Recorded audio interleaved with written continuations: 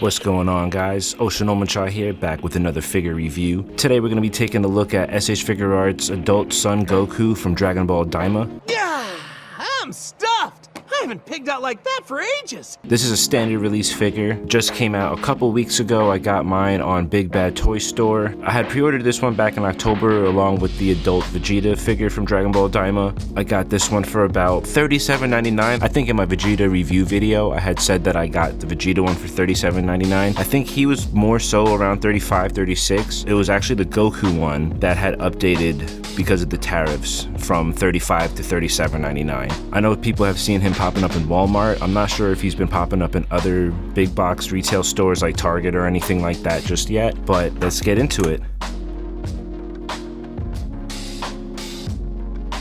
So with this Goku figure, we get 4 face plates, 4 sets of hands, a windswept hair, and then windswept lower portion of his gi. So about the same amount of accessories that came with the Vegeta one, with the exception of Vegeta getting the cross arms and Goku getting windswept lower portion of his gi. But let's just open them up.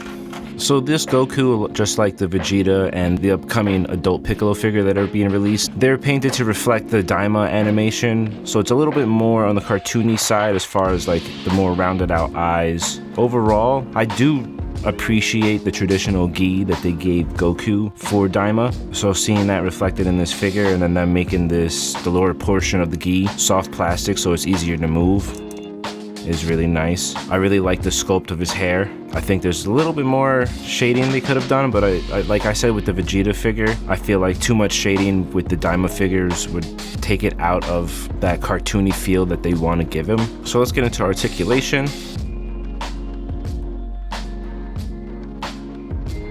So the head is on a ball peg, a lot of range from side to side, looking up. A little bit more range than the Vegeta. That's what it feels like in hand looking wise. It doesn't look too different than the Vegeta one, but it feels like he goes a little bit further back. Forward, chin to chest, that's our favorite here. Chin to chest, that's a lot of neck range right there. With the shoulders, you go pretty high up past the T-pose, butterfly joints. Feel really nice. And just like the Vegeta one, the chest isn't fully soft plastic on Goku like the Vegeta one is, but his gi is soft plastic, so it does make it a little bit easier to get deeper crossovers. So like the Vegeta one, if you push it a little bit more at the shoulders, you'll be able to get the arms to cross about that far. Bicep swivel, super smooth.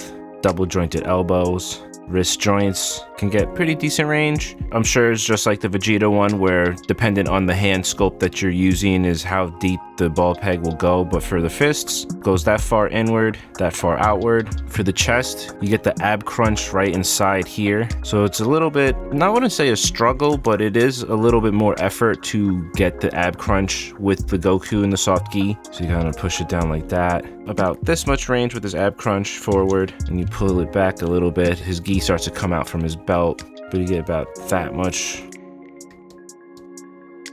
going back. Waist on the 360 swivel, good range in the waist. Teamed up with that ab crunch, you can get a lot of crunch in him. The belt is a little bit more of a harder plastic than the gi, which I'm not mad at. Gives a little bit of stability between these two soft plastic pieces here. Hips, just like the Vegeta one, are super flexible. The soft plastic on this one, on those standard straight down gi bottom piece, you get about this much range before it starts to split right here. So with the windswept lower half gi, he gets about this much range. I would almost argue that he gets a little bit more range in the straight gi bottom than he does in the windswept one, but leave a comment if you think otherwise. Can do a full split. It almost looks like this piece is blocking the right leg from coming up as high as the left one. I don't think it's the hip not setting in place, but it could also be this pushing the hip forward, but pretty deep splits regardless. You get a pretty far thigh swivel. Not full 360, but the SH Figuarts ones tend to not do a full 360 spin. For the most part, they'll usually have some type of stopper preventing you from going too far with it, but still a lot of good range on that. And this is one thing that I remember people were speculating about when this Goku was first announced, was the single joint knees. The way that it's cut right here on the knee allows for a little bit deeper range. So with the knee joint, it's a single jointed knee, and you get just as much range as a double jointed knee. So they really outdone themselves with the engineering on these new knees, and they also look cleaner when they're closed like that. Another new thing that they added with this Goku, that the new Super Saiyan Cell Games Goku's coming with, they did it with the Tanjiro figure, which I really liked, is they kind of gave some articulation at the top of the boot. So if you can see this, you have some articulation right there at the top of the boot to get some more range there. Just forward and back, there's no side or swivel on it, but I really like that. I think that was great that they did that. And then you have soft plastic for the bow tie right here for his boots. Got a lot of ankle range, decent amount of ankle range, I should say. About that far forward, this far back. Could get a little bit more range going back if we use the boot joint with the ankles themselves. Don't go back too far. It's because of the larger boot design. Almost a full 90-degree angle on the toe crunch. Alright, so now let's change out some faceplates.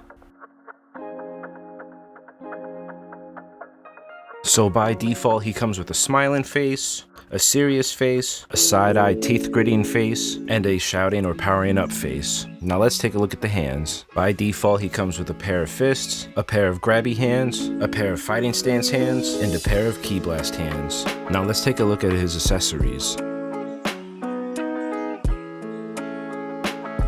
So as far as accessories goes, he comes with the windswept hair and windswept gi bottom. So I'm going to put both of them on just to get the full feel of the whole windswept double effect. Get this one situated. And these pegs. There we go. So that's easy. And then to get the bottom piece on, you just lightly pull from the midsection. Pretty easy to pop off. They designed it so that it can come off easier than the regular ball pegs. You just pull this off, pop the belt off. There's a larger and a smaller peg piece right here. You just line those up with this, put that over here, boom. And now we got that windswept Goku. Not bad pieces, like usually we don't always get windswept accessories with standard release figures, so it's nice that we've gotten that with both the Vegeta and the Goku figure. I think it would have been cooler to get the Nioibo for Goku as an adult, since we only get the one for the mini Goku. That would have been a nice additional piece to come with this, but I'm not complaining. For $37.99, the articulation that we get with this figure, including the improvements to the articulation for 3.0s overall that they've been doing with some of these DBZ figures, I can't complain about that. Now that we got the windswept accessories on, I kind of want to do, like I did with the Vegeta figure, size comparisons between the different Gokus that I have. I'm not going to put all the Gokus up because for the most part, a lot of them are the same height, but I will compare him to a decent amount of them and the Daima Vegeta as well.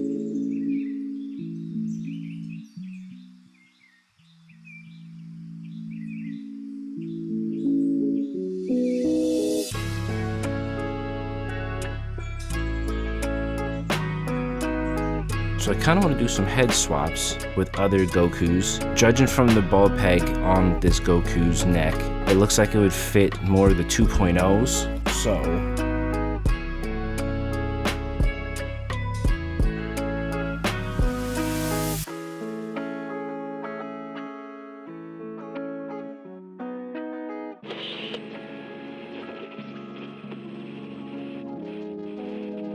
all in all, I really like this Goku figure. I think this is probably one of the better Gokus up there. I would say it's probably my top 3 favorite Gokus. It's definitely not number 1. I'll have to maybe compare all my Gokus one day and see which one I would rank as my number 1 Goku, but this is definitely top 3. I'm thoroughly impressed with the single joint articulation and how much range we get with that. I'm really enjoying the integration of soft plastic for the torso and the lower pieces of some of the gis that the figures we've been getting have been coming with. Huge plus with the articulation for the boot in the calf area right here. Really digging that. On a scale from 1 to 7 Dragon Balls, I would probably have to give this Goku figure a 7 because honestly, in that height comparison, he wasn't too far off from some of the other Goku figures. He does look a little bit younger because of the more cartoony type of look that he has, but height-wise and scaling, he doesn't really fall too far from the other Goku figures. So I'll have to pose him with some of the DBZ line figures and see how he stands with that. But I'm pretty happy with this figure. So yeah, 7 out of 7 Dragon Balls. Let me know in the comments if you guys plan on getting this Goku figure, if you already have this Goku figure, and if you plan on getting any more figures from the Daima collection. I think the next one on my list for the Daima collection is the adult Piccolo figure. That one looks really good, and it comes with the soft goods cape, which I really want to try out. But don't forget to like, comment, and subscribe. Hit the notification button so you guys get notified of my next figure review video. And until next time, peace.